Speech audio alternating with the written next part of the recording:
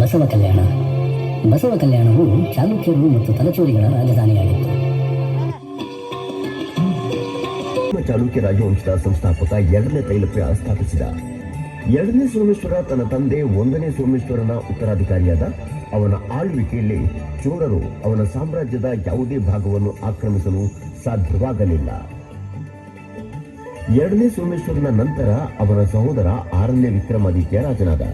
ವಿಕ್ರಮಾದಿತ್ಯನ ಆಳ್ವಿಕೆಯ ಅಂತ್ಯದೊಂದಿಗೆ ಶಕಯುಗ ಅಂತ್ಯಗೊಂಡು ಚಾಲುಕ್ಯ ವಿಕ್ರಮ ಯುಗದ ಆರಂಭವಾಯಿತು.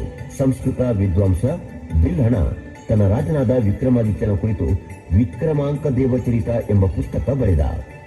ವಿಕ್ರಮಾದಿತ್ಯನ ಮರಣದ ನಂತರ 2ನೇ ಬಿಜ್ಜಳ ತನ್ನ ರಾಜಧಾನಿಯನ್ನು ಮಂಗಳವಾಡದಿಂದ ಕಲ್ಯಾಣಕ್ಕೆ ಬದಲಾಯಿಸಿದ. ಆನಂತರ ಕಾಕತೀಯ ರಾಜವಂಶವು ಅಧಿಕಾರಕ್ಕೆ ಬಂದಿತು ಮತ್ತು 1163ರಲ್ಲಿ ಪ್ರತಾಪರುದ್ರನ ಅಡಿಯಲ್ಲಿ ಸಾರ್ವಭೌಮತ್ವವನ್ನು ವಹಿಸಿಕೊಂಡಿತು. 1303ರಲ್ಲಿ ಅಲಾವುದ್ದೀನ್ ಖಿಲ್ಜಿ ಕಾಕತೀಯವನ್ನು ಆಕ್ರಮಿಸಿದ.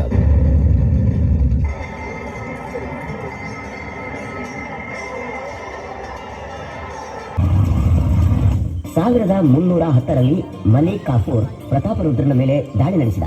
ಆದರೆ ಅಲಾವುದ್ದೀನನ ಯೋಜನೆಯಂತೆ ಅವನನ್ನು ಆಡಳಿತದಿಂದ ತೆಗೆದುಹಾಕದೆ ವಾರ್ಷಿಕ ಕಪ್ಪ ಪಾವತಿಸುವಂತೆ ಮಾಡಲಾಯಿತು.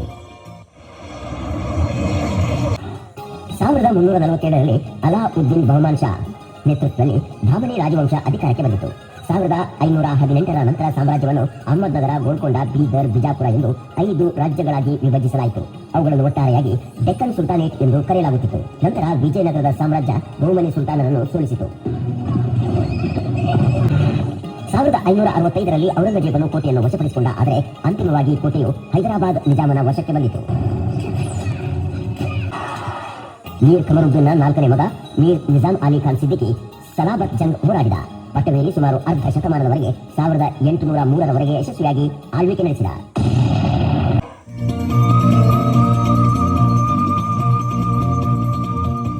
ಬಸವ ಕಲ್ಯಾಣ ಕೋಟೆ. ಬಸವ ಕಲ್ಯಾಣ ಕೋಟೆ ದಕ್ಷಿಣದ ಅತ್ಯಂತ ಹಳೆಯದಾದ ಮತ್ತು ವಿಶಿಷ್ಟವಾದ ಕೋಟೆಯಾಗಿದೆ. ಇದರಲ್ಲಿ ಒಂದು ಕಟ್ಟಡವನ್ನು ಬಿಜ್ಜಳನ ಅರಮನೆ ಎಂದು ಗುರುತಿಸಲಾಗುತ್ತದೆ. ಕೋಟೆಯು 14 ಬುರುಜುಗಳ ಮಧ್ಯದ ಸುತ್ತಿನ ಎತ್ತರವಾದ ಗೋಡೆಯಲ್ಲಿದೆ. ದೊಡ್ಡ ತೋಪುಗಳು ಕೂಡ ಇವೆ. ತೋಪುಗಳನ್ನು ಎತ್ತರವಾದ ವೃತ್ತಾಕಾರದ ವೇದಿಕೆಗಳಲ್ಲಿ ವ್ಯವಸ್ಥಿತವಾಗಿ ಇಡಲಾಗಿದೆ. ಇವುಗಳಲ್ಲಿ ಅತ್ಯಂತ ಪ್ರಸಿದ್ಧವಾದ ತೋಪು ಎಂದರೆ ಹೈದರ್ ಮಹಲ್ ಬಳಿ ಇರುವ ನಲ್ಗಜ್ ತೋಪು. ಇದಲ್ಲದೆ ತಾಜ್ ಮಹಲ್ ತೋಪು, ಖಡಕ್ ಬಿಜ್ಲಿ ತೋಪುಗಳು ಕೂಡ ಪ್ರಮುಖವಾಗಿವೆ. ಬಸವ ಕಲ್ಯಾಣ ಕೋಟೆಯ ಕೆಲವು ವಿಶೇಷ ಸ್ಥಳಗಳೆಂದರೆ ವೃತ್ತಾಕಾರದಲ್ಲಿ ನಿರ್ಮಿಸಿರುವ ಗುಂಡು ಕಮಾನ್, ಸೈನಿಕರ ಕವಾಯತಿಗಾಗಿ ಮಾಡಲಾದ ಸೈನಿಕ್ ಕಮಾನ್, ಮದ್ದು ಗುಂಡುಗಳ ಸಂಗ್ರಹಣೆಗಾಗಿ ನಿರ್ಮಿಸಿರುವ ಬಾರೂದ್ ಖಾನ, ನಗಾರಿ ಬಾರಿಸುವ ಸ್ಥಳವಾದ ನಗಾರಿ ಖಾನ. ಇನ್ನು ಮನಮೋಹಕ ಸ್ಥಳಗಳೆಂದರೆ ರಾಜರ ವಾಸಸ್ಥಳವಾದ ರಾಜ್ಮಹಲ್, ರಾಜನು ಸಭೆ ಸೇರುವ ಭವ್ಯವಾದ ಸಭಾಂಗಣ ದರ್ಬಾರ್ ಮಹಲ್, ರಂಗೀನ್ ಮಹಲ್ ಎಲ್ಲವೂ ಸುಂದರವಾಗಿವೆ.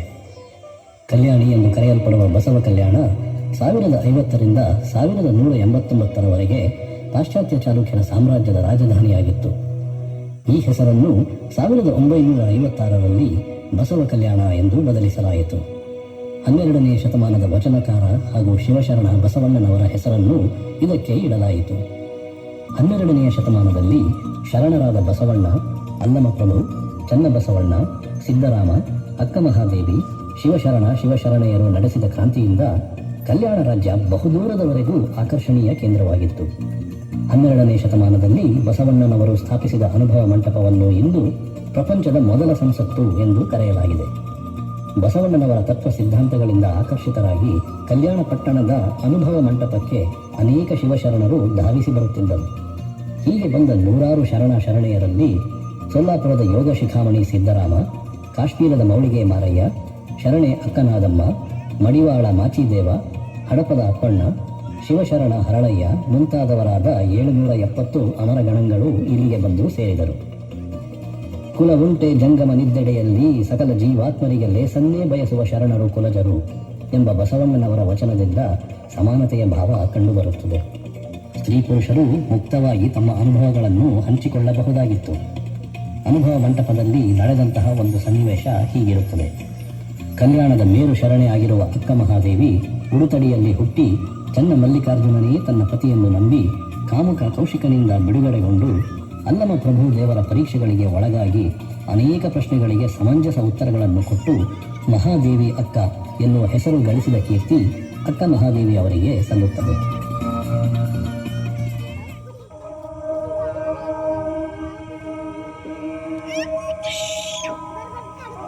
ಮಹಾಗುರು ಹೆತ್ತ ತಂದೆ ಸಂಗನ ಬಸವಣ್ಣನ ಶ್ರೀಪಾದಕ್ಕೆ ನಮೋ ನಮೋ ಎಂದೆ. ದೇಹ ಮನಗಳ ಭ್ರಾಂತಿ ಅಳಿಸಿ ಶಿವಭಾವ ಅಳವಟ್ಟ ದಿಗಂಬರದ ದಿವ್ಯಾಂಬರೆ ಪೂಜ್ಯ ತಾಯಿಗೆ ಶರಣು ಶರಣಾರ್ಥಿ.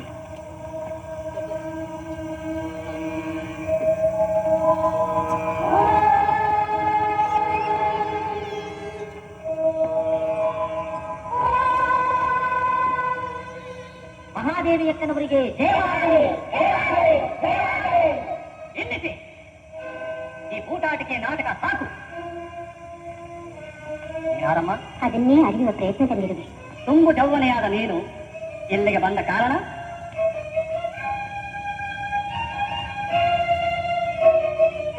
ಶರಣರ ಒಡನಾಟದಲ್ಲಿ ಬದುಕನ್ನು ಸಾರ್ಥಕಗೊಳಿಸಲು ಇಲ್ಲಿ ಗೃಹಿಣಿಯರಿಗೆ ಮಾತ್ರ ಅವಕಾಶ. ಶರಣರ ಸತ್ಸಂಗ ಬೇಕಾಗಿದ್ದರೆ ನಿನ್ನ ಗಂಡ ಯಾರೆಂಬುದನ್ನು ಹೇಳು. ಸಾವಿಲ್ಲದ, ಕೇಳಿಲ್ಲದ, ರೂಪಿಲ್ಲದ ಚಲುವ ಚನ್ನ ಮಲ್ಲಿಕಾರ್ಜುನ. ಮಾತಿನಲ್ಲೇನೋ ವೈರಾಗ್ಯ ತೋರಿಸುತ್ತದೆ. ಆಹಾ, ನಿಜ ವೈರಾಗ್ಯ ನಿನ್ನದಾಗಿದ್ದರೆ ದೇಹ ದಿಗಂಬರವಾಗಿದ್ದರೂ ಗೌಣೇಂದ್ರಿಯಗಳನ್ನು ಕೂದಲಿನಿಂದ ಮರೆ ಮಾಡುವ ಕಾರಣವೇನಿತ್ತು? ಕಾಯಿ ಹಣ್ಣಾಗಿದ್ದರೆ ಮಾತ್ರ ಸಿಪ್ಪೆ ಕಳಚಲು ಬರುವಂತೆ ವೈರಾಗ್ಯ ಭಾವ ಬಲಿಸಿದೆ. ಆದ್ದರಿಂದಲೇ ಸೀರೆ ಎಂಬ ಸಿಪ್ಪೆಯನ್ನು ಕಳಚಲು ಸಾಧ್ಯವಾಗಿದೆ. ಈ ಹಾರಿಕೆಯ ಉತ್ತರ ಬೇಡ. ವೈರಾಗ್ಯ ಭಾವ ಅಳವಟ್ಟಿದ್ದರೆ ಕೂದಲಿನಿಂದ ಗೌಣೇಂದ್ರಿಯಗಳನ್ನು ಮರೆ ಮಾಡುವ ಕಾರಣವೇನಿತ್ತು? ನನಗಾಗಿ ಅಲ್ಲ, ನಿಮಗಾಗಿ. ನಿರ್ವಿಕಾರದ ಸ್ಥಿತಿ ಅಳವಡದ ಸಾಧಕರಿಗೆ ಕಾಮನ ಮುದ್ರೆಯನ್ನು ಕಂಡು ವಿಕಾರವಾಗಬಾರದೆಂದು ಮುಚ್ಚಿರುವೆ. ಎಂಥ ವೈರಾಗ್ಯ! ಭಲೆ ಮಗಳೇ, ಸಿಪ್ಪೆ ಇದ್ದರೆ ಹಣ್ಣಿಗೆ ಕ್ರಿಮಿಕೀಡೆಯಿಂದ ರಕ್ಷಣೆ, ಸೀರೆ ಇದ್ದರೆ ಸ್ತ್ರೀಗೆ ಶಿವ ರಕ್ಷಣೆ. ಅದನ್ನೇ ಕಳಿಸಿಬಿಟ್ಟರೆ ಸೀರೆಂಬ ಸಿಪ್ಪೆಯನ್ನು ಕಳಚಿ ಈ ದಿಗಂಬರ ದೇಹವನ್ನು ಲೌಕಿಕರ ಮಧ್ಯೆ ಇಟ್ಟಿದ್ದರೆ ಅದು ಕಳಂಕಿತವಾಗಲು ಆಸ್ಪದವಿದೆ. ನಾನಾದರೂ ಶಿವನಿಗೆ ಅರ್ಪಿಸಿಬಿಟ್ಟಿರುವೆ. ಇನ್ನು ಈ ಪ್ರಸಾದ ಕಾಯಕ್ಕೆ ಕೆಡಲು ಅವಕಾಶವಿದೆ. ಎಂಥ ಉತ್ತರ! ಕಾಮಕ್ರೋಧಗಳ ಆಗರವಾದ ದೇಹದಲ್ಲಿಟ್ಟುಕೊಂಡು ನಿರಂಜನನಾದ ದೇವನನ್ನು ಕೂಡಲು ಸಾಧ್ಯವೇ? ದೇಹದಲ್ಲಿದ್ದು ದೇವಗುಣವಳೆದುಕೊಂಡರೆ ದೇವನೊಡನೆ ಭಾವಸಮರಸ ಸಾಧ್ಯ. ನಾನು ಅವನಲ್ಲಿ ಒಂದಾಗಿರುವೆ. ನಾವೆಲ್ಲ ಅಜ್ಞಾನಿಗಳು ಎಂದು ಸಾಧಿಸಂತೆ. ನಾನು ಸತ್ಯ ಎಂದು ಜನ ಹೇಳದು. ಎತ್ತಿಟ್ಟ ಹಾಡು ಸಿಹಿಯಾಗದು. ಆತ್ಮಾನುಭೂತಿ ಹೊಂದಿದವನು ಅವ್ವ, ನಾನಿಷ್ಟು ಪರೀಕ್ಷಿಸಿದೆನೆಂದು ನೊಂದುಕೊಳ್ಳಬೇಡ ತಾಯಿ. ನಿನ್ನ ನಿಜ ಸ್ವರೂಪ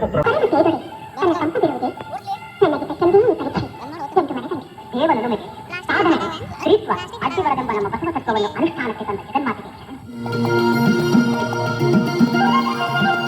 ಶರಣರು ಪ್ರತಿಪಾದಿಸಿದ ಅಷ್ಟಾವರಣ, ಪಂಚಾಚಾರ, ಶತಸ್ಥಲಗಳು ಮತ್ತು ಶಿವಶರಣರ ವಚನಗಳಲ್ಲಿರುವ ಸಂದೇಶಗಳು ನಮ್ಮ ದೇಶದ ಸಂವಿಧಾನದಲ್ಲಿ ಹಾಗೂ ವಿಶ್ವಸಂಸ್ಥೆಯ ಕಾಯ್ದೆ ನಿಯಮಗಳಲ್ಲಿ ಕಂಡುಬರುತ್ತದೆ. ಆದ್ದರಿಂದಲೇ ಅನುಭವ ಮಂಟಪವನ್ನು ಇಂದಿನ ಸಂಸತ್ತಿಗೆ ಹೋಲಿಸಲಾಗಿದೆ. 12ನೇ ಶತಮಾನದ ಸ್ಮಾರಕಗಳಾದ ಅರಿವಿನ ಮನೆ, ಅಕ್ಕ ನಾಗಮ್ಮನ ಗವಿ, ಪ್ರಭುದೇವರ ಗಲ್ಲಿಗೆ, ಮಾದ್ನವರ ಓಣಿ, ಉರಿಲಿಂಗಪೆದ್ದಿ ಶರಣರ ಗವಿ, ಕಂಬಳಿ ನಾಗಿದೇವರ ಮಠ, ಹರಳಯ್ಯನವರ ಗವಿ, ಮುಳಿಯ ಚಂದ್ರಯ್ಯನವರ ಗವಿ, ತ್ರಿಪುರಾಂತಕೇಶ್ವರ ಮಠ, ಮಡಿವಾಳ ಮಾಚಿದೇವರ ಹೊಂಡ, ಬಸವಣ್ಣನವರ ಪುರುಷಕಟ್ಟೆ ಇವುಗಳೆಲ್ಲ ಅಂದಿನ ವಿಶೇಷ ಇತಿಹಾಸವನ್ನು ಸಾರುತ್ತಿವೆ. ಕಲ್ಯಾಣಕ್ಕೆ ಬಸವಣ್ಣನವರ ಬರುವಿಕೆ ಮನುಕುಲದ ಕಲ್ಯಾಣಕ್ಕೆ ನಾಂದಿ ಹಾಡಿತು. ಬಸವಣ್ಣ ರಾಜಬಿಜ್ಜಳನ ರಾಜ್ಯ ಖಜಾನೆಯಲ್ಲಿ ಹಿರಿಯ ಅಧಿಕಾರಿಯಾಗಿ ತಮ್ಮ ವೃತ್ತಿ ಜೀವನವನ್ನು ಪ್ರಾರಂಭಿಸಿದರು. ಅವರು ಕಚೇರಿಯಲ್ಲಿನ ಅವ್ಯವಸ್ಥೆಯನ್ನು ಕಂಡುಕೊಂಡರು. ಅಧಿಕಾರಿಗಳು ಸೋಮಾರಿಗಳಾಗಿದ್ದರು. ಬಸವಣ್ಣನವರು ಪರಿಸ್ಥಿತಿಯನ್ನು ಸರಿಪಡಿಸಲು ಯಾವುದೇ ನೋವುಗಳನ್ನು ಉಳಿಸಲಿಲ್ಲ. ರಾಜನು ಅವರ ತೀಕ್ಷ್ಣ ಬುದ್ಧಿಶಕ್ತಿ ಮತ್ತು ಆಡಳಿತ ಸಾಮರ್ಥ್ಯವನ್ನು ಮೆಚ್ಚಿದನು. ಒಮ್ಮೆ ಹಳೆಯ ಶಾಸನವನ್ನು ಹೊಂದಿದ ತಾಮ್ರದ ಫಲಕವನ್ನು ಕಂಡುಹಿಡಿಯಲಾಯಿತು. ಬರವಣಿಗೆ ಸಂಕೇತ ಭಾಷೆಯಲ್ಲಿತ್ತು. ಯಾವ ಭಾಷಾ ತಜ್ಞರು ಅದನ್ನು ಓದಿ ಅರ್ಥ ಮಾಡಿಕೊಳ್ಳಲು ಸಾಧ್ಯವಾಗಲಿಲ್ಲ. ಆದರೆ ಬಸವಣ್ಣನವರು ತಮ್ಮ ಅಸಾಧಾರಣ ಬುದ್ಧಿವಂತಿಕೆಯಿಂದ ಅದನ್ನು ಅರ್ಥ ಮಾಡಿಕೊಳ್ಳಲು ಸಾಧ್ಯವಾಯಿತು. ಆ ಸನ್ನಿವೇಶ ಹೀಗಿರುತ್ತದೆ. ನಮ್ಮ ಬಸವರಸರು ಪುರಾತನ ಲಿಪಿಯ ಬಗ್ಗೆ ಅಪಾರ ಜ್ಞಾನ ಹೊಂದಿರುವಂತೆ ಕಾಣುತ್ತದೆ. ಅಲ್ಲದೆ ಅವರ ವಾಣಿಯು ಒಮ್ಮೊಮ್ಮೆ ದೈವಿಕವಾಗಿಯೂ ತೋರುತ್ತದೆ. ಎಲ್ಲಿ ಆದರೂ ಉಂಟೆ ನೀಚ ಬಳಿಯದ ತರನಾಮನು? ಹೌದೌದು, ತಲೆನರ್ತವರೇ ತನಿಖೆಗಾಗಿರುವಾಗ ಇನ್ನು ನೀಚ ಬಳಿಯದವರು ಓದುವುದುಂಟೆ. ಮಹಾಮಂತ್ರಿಗಳಿಗೆ ಹರಿಯನ ಮೇಲೆ ತುಂಬಾ ಅಭಿಮಾನ. ಸ್ವಾಭಾವಿಕವೇ ವಯಸ್ಸಿಗೂ ಗತಿಗೂ ಸಂಬಂಧಿಸಿದೆ. ಅಲ್ಲದೆ ಇದರಿಂದ ನಾಡಿಗೆ ಏನಾದರೂ ಹಿತವಾಗುವುದಾದರೆ ವಯಸ್ಸಿಗೂ ನಷ್ಟವೇನಿದೆ? ಬಸವರಸರನ್ನು ಹಾಗೆ ಇದೊಂದು ವಿಶೇಷ ಪತ್ರಕ್ಕಿದೆ. ಓದಲು ಪ್ರಯತ್ನಿಸಿದ ಶಿವನಿಚ್ಛೆ ಇದ್ದರೆ ಆಗಲೇ ಮಹಾರಾಜ. ಪ್ರಯತ್ನ ಮಾಡುವುದು ನಮ್ಮದು, ಫಲ ಕೊಡುವುದು ದೇವನದು.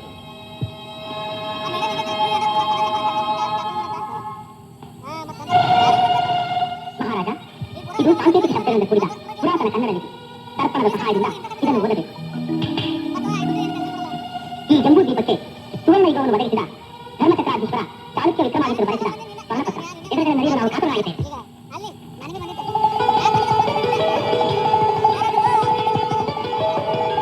ಓಂ ನಮಃ ಶಿವಾಯ.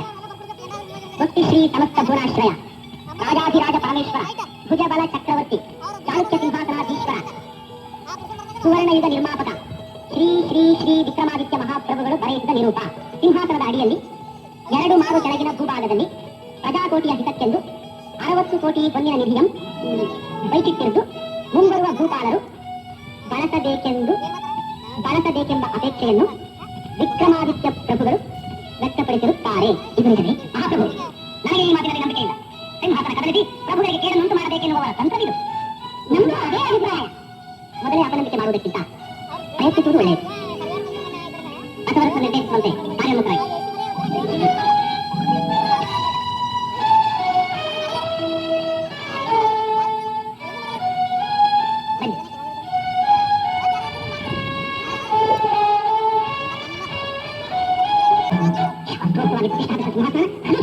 ಈ ಬಸವರಸ ಮಾತಿನ ಮೋಡಿ ಹಾಕಿ ರಾಜನನ್ನು ಮಂತ್ರಮುಗ್ಧರನ್ನಾಗಿ ಮಾಡಿದ್ದಾನೆ. ಅಲ್ಲಿ ಏಕೆ ಜೀವಿಸುತ್ತೆ? ಹೇಳುವುದು ಬುದ್ಧಿ ಇಲ್ಲ, ಹೇಳುವುದು ಹೊರಗೆ ಇಲ್ಲ. ನೀವು ಸುಮ್ಮನೆ ನಿಂತ್ಕೊಳ್ಳಿ. ಏನಾದರೂ ಏನು ಸಿಕ್ಕಬೇಕು ಚೆನ್ನಾಗಿ ಮುಖಬಲ್ಲಾಗುತ್ತೆ. ನಾನು ಹೇಳ್ತಿರೋದು ನಿಮ್ಮಿಂದ ಭಂಡಾರಕ್ಕೆ ಆದ ಉಪಕಾರ ಅಪಾರ. ಸಾಮಾನ್ಯ ಪ್ರಜೆಯು ಮಾಡಬಹುದಾದ ಕರ್ತವ್ಯಕ್ಕೆ ಉಪಕಾರ ಎನ್ನುವ ಮಾತು. ಈ ನಿಧಿಯ 1000 ಅಂಶವನ್ನು ನೀವು ಸ್ವೀಕರಿಸಿದೆ. ಕೊಡಲಿಕ್ಕೆ ತಮಗಾಗಲಿ, ತೆಗೆದುಕೊಳ್ಳಲಿಕ್ಕೆ ನನಗಾಗಲಿ ಅಧಿಕಾರವಿಲ್ಲವಲ್ಲ. ಏಕೆ? ಸಂಪಾದಿಸಿದವರು ವಿಕ್ರಮಾದಿತ್ಯ ಪ್ರಭುಗಳು, ಬಳಸಬೇಕಾದವರು ಪ್ರಜೆಗಳು. ನೀವು ನಿಧಿಯ ರಕ್ಷಕರು, ನಾವು ಕೇವಲ ಯೋಜಕರು. ಹಳೆಬಲೆ ಮಹಾಮುತ್ಸದ್ದಿ ನೀವು. ನೀವೇ ಹೇಳಿದಂತೆ ನೀವು ಸಮರ್ಥ ಯೋಜಕರು. ಹೆಚ್ಚಳ ಸರಕಾರದಿಂದ ತೆರವಾಗಿರುವ ಈ ಸಾರವನ್ನು ತುಂಬಲು ನೀವೇ ಅರ್ಹರು. ನಾನೀಗ ತೃಪ್ತನಾಗಿದ್ದೇನೆ. ಪದವಿಯ ಅಧಿಕಾರಿಗಳ ವ್ಯಾಮೋಹ ನನಗಿಲ್ಲ. ಅರ್ಹರಾದವರಿಗೆ ಹಿಂದಿರಿದರೆ ಅನರ್ಹರು ಅಧಿಕಾರವನ್ನು ಆಕ್ರಮಿಸುವುದು. ಆಗ ಅರಾಜಕತೆ ಉಂಟಾಗಿ ಪ್ರಜೆಗಳ ಹಿತಕ್ಕೆ ಧಕ್ಕೆ ಬರುವುದಿಲ್ಲವೇ? ನಿಮ್ಮಿಷ್ಟ. ಬಯಸದೆ ಬಂದುದನ್ನು ಲಿಂಗಪ್ರಸಾದವೆಂದು ಸ್ವೀಕರಿಸುತ್ತೇನೆ. ದೀಕ್ಷಾವಂತರಾದವರಲ್ಲಿ ಉಳುವ ಶಿವಾಚಾರ, ಕೊಂಬ ಕೊಡುವ ಕುಲಾಚಾರ ಎರಡೂ ನಡೆಯಬೇಕು ಎಂಬ ಸೂತ್ರವನ್ನು ಹರಡಿಸಿ ಲಿಂಗಾಯತ ಧರ್ಮವನ್ನು ಸ್ವೀಕಾರ ಮಾಡಿದ್ದ ಹುಟ್ಟಿನಿಂದ ಬ್ರಾಹ್ಮಣನಾಗಿದ್ದ ಮಂತ್ರಿ ಮಧುವರಸರ ಮಗಳು ಲಾವಣ್ಯವತಿಯನ್ನು ಹುಟ್ಟಿನಿಂದ ಅಂತ್ಯಜನೆನಿಸಿಕೊಂಡ ಹರಳಯ್ಯನವರ ಮಗ ಶೀಲವಂತನಿಗೆ ಕೊಟ್ಟು ವಿವಾಹ ಮಾಡಿಸಿತು. ಈ ವಿವಾಹವು ಸಂಪ್ರದಾಯ ಶಂಕರವಿದೆಂದು ಆರೋಪಿಸಿದರು. ಬಸವಣ್ಣನವರಿಗೆ ಗಡೀಪಾರಿನ ದಂಡವನ್ನು ವಿಧಿಸುವಂತೆ ಮಾಡಿದರು. ರಾಜಾಜ್ಞೆಯನ್ನು ಸ್ವೀಕರಿಸಿ ದಂಡನೆಗೊಳಗಾದ ಬಸವಣ್ಣನವರು ಕಲ್ಯಾಣದಿಂದ ನಿರ್ಗಮಿಸಿದರು. ನೀವು ಸಮಾಜ ವ್ಯವಸ್ಥೆಯ ಅತ್ಯಂತ ಕೆಳಗಿರುವ ಪಂಚಮವರ್ಣದ ಅಸ್ಪೃಶ್ಯರು. ಇಂತಹ ಅಜ್ಞಾನದಿಂದ ನಾವು ಬಹಳ ಕಾಲ ಕಷ್ಟ. ಕುಲಗೇಡಿ ಬಸವನ ಹೆಸರು ಇಲ್ಲೇಕೆ? ನಮ್ಮ ರಕ್ತದ ಕಣಕಣವೂ ಬಸವನಾಮವನ್ನು ಹಾಡುತ್ತೀರಿ. ನಾವು ಎಲ್ಲರಂತೆ ಮನುಷ್ಯರು. ಆ ದೇವರ ಅನುಗ್ರಹಕ್ಕೆ ಪಾತ್ರರಾಗಬಲ್ಲೆವು ಎಂಬ ಅರಿವನ್ನು ಕೊಟ್ಟವರೇ ಅವರು. ನಾವೇನು ಕೀಳಲ್ಲ. ಶಿವನಿಗೆ ಬಲಿದ ಶಿವಶರಣ ಬಸವಾಯತರು. ಬಸವರಥ, ನೀನು ಹುಟ್ಟಿದ್ದು ಭೂಸುರ ಎಂದು ಹೆಸರಾದ ಬ್ರಾಹ್ಮಣತ್ವದ ಸಮಾಜದ ಕಟ್ಟಳೆ ಮೀರಿ ಈ ಮನೆಯನ್ನೊಡನೆ ನೆಂಟಸ್ತಿಗೆ ಬೆಳೆಸುವ ಅವಶ್ಯಕತೆ ಏನಿತ್ತು? ಹರಳಯ್ಯ, ನೀನಾದರೂ ನಿಮ್ಮ ಕೃತಿಗೆ ಪಶ್ಚಾತ್ತಾಪ ಪಟ್ಟು ತಪ್ಪನ್ನು ಒಪ್ಪಿಕೊಂಡರೆ ಈ ಮದುವೆಯನ್ನು ಹುಟ್ಟಿಕೊಳಿಸಿ ನಿಮ್ಮೆಲ್ಲರಿಗೂ ಕ್ಷಮೆ ನೀಡಲಾಗುತ್ತದೆ. ಇತ್ತ ಹೆಜ್ಜೆ ಹಿಂದುಳಿಯುವ ಕರ್ಣವನ್ನು ಕೇಳುವಲ್ಲ. ಇಂಥ ಭಯಂಕರ ಅಪರಾಧಕ್ಕಿರುವ ಶಿಕ್ಷೆ ಏನು ಗೊತ್ತೋ? ಮರಣಕ್ಕೂ ಮೀರಿದ ಶಿಕ್ಷೆ ಯಾವುದೂ ಇಲ್ಲವಷ್ಟೇ. ಇದು ನಿಮ್ಮೆಲ್ಲರ ಕಡೆಯ ಉತ್ತರವೇ? ಮಹಾಪ್ರಭು, ಎಲ್ಲರಿಗೂ ಒಂದೇ ಉತ್ತರ. ನಾವು ಮಾಡಿದ್ದು ತಪ್ಪಲ್ಲ, ಒಪ್ಪಿಕೊಳ್ಳುವ ಪ್ರಶ್ನೆಯೇ ಇಲ್ಲ. ಮಹಾಪ್ರಭು, ನಮ್ಮ ಸಂಪ್ರದಾಯದ ಪ್ರಕಾರ ಭಿನ್ನ ಜಾತಿಗಳ ನಡುವೆ ನಡೆಯುವ ವರ್ಣಾಂತರ ವಿವಾಹ ದೊಡ್ಡ ಅಪರಾಧ. ಅನುಲೋಮ ವಿವಾಹ ಅಂದರೆ ಕೀಳು ಕುಲದ ಹೆಣ್ಣು ಉತ್ತಮ ಮನೆಗೆ ಹೋಗುವುದು ಅಪರಾಧವಾಗಿದ್ದರೂ ಕ್ಷಮ್ಯ. ಉತ್ತಮ ಕುಲದ ಹೆಣ್ಣು ಕೀಳು ಕುಲದವನ ಮನೆಗೆ, ಅದು ಮನೆಯವರಿಗೆ ಹೋಗುವ ಪ್ರತಿಲೋಮ ವಿವಾಹ ಅಕ್ಷಮ್ಯ. ತಪ್ಪಿತಸ್ಥರಿಗೆ ತಕ್ಕ ಶಿಕ್ಷೆ ಆಗಲೇಬೇಕು. ಆಸ್ಥಾನ ಪುರೋಹಿತರಾದ ನಾರಾಯಣ ಗಮನರು ತಮಗೆ ಸರಿಕಂಡಂತೆ ನಿರ್ಣಯ ಕೊಡಬೇಕು. ಅಪ್ಪಣೆ ಮಹಾಪ್ರಭು.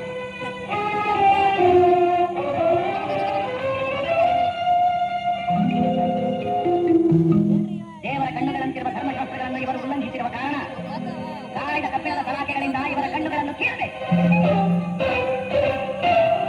ಅಕ್ಷಮ್ಯ ಅಪರಾಧವಾದ ಪ್ರತಿಲೋಮ ವಿವಾಹ ಮಾಡಿ ಸಂಪ್ರದಾಯವನ್ನೇ ಉಲ್ಲಂಘಿಸಿರುವ ಕಾರಣ ಆನೆಯ ಕಾಲಿಗೆ ಕಟ್ಟಿ ಎಳಸಬೇಕು.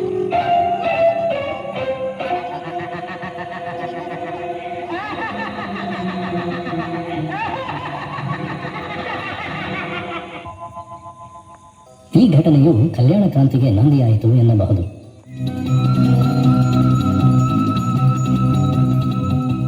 ಇತ್ತೀಚೆಗೆ ಕೋಟೆಯ ಆವರಣದಲ್ಲಿ ಜಿಲ್ಲಾಡಳಿತವು 110 ಅಡಿ ಎತ್ತರದ ಭಾರತ ಧ್ವಜ ಕಂಬವನ್ನು ಸ್ಥಾಪಿಸಿರುವುದು ಅತ್ಯಂತ ಆಕರ್ಷಣೀಯವಾಗಿ ಎಲ್ಲರ ಗಮನ ಸೆಳೆಯುವಂತಾಗಿದೆ.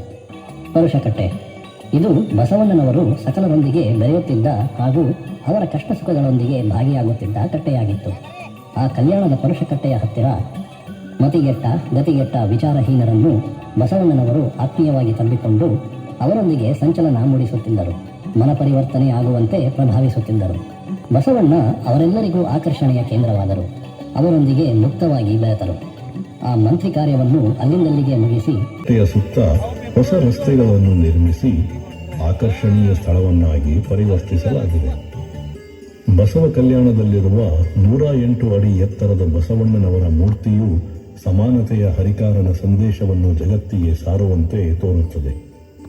ಈ ಎಲ್ಲ ವೈಶಿಷ್ಟ್ಯತೆಯನ್ನು ಹೊಂದಿರುವ ಈ ಕ್ಷೇತ್ರ ಧಾರ್ಮಿಕ ಹಾಗೂ ಸಾಂಸ್ಕೃತಿಕ ಕೇಂದ್ರವಾಗಿದೆ. ಈ ಹಿನ್ನೆಲೆಯಿಂದಲೇ ಹಿಂದಿನ ಹೈದರಾಬಾದ್ ಕರ್ನಾಟಕ ಇಂದು ಕಲ್ಯಾಣ ಕರ್ನಾಟಕ ಎಂದು ನಾಮಕರಣಗೊಳಿಸಿರುವುದು ನಮ್ಮೆಲ್ಲರ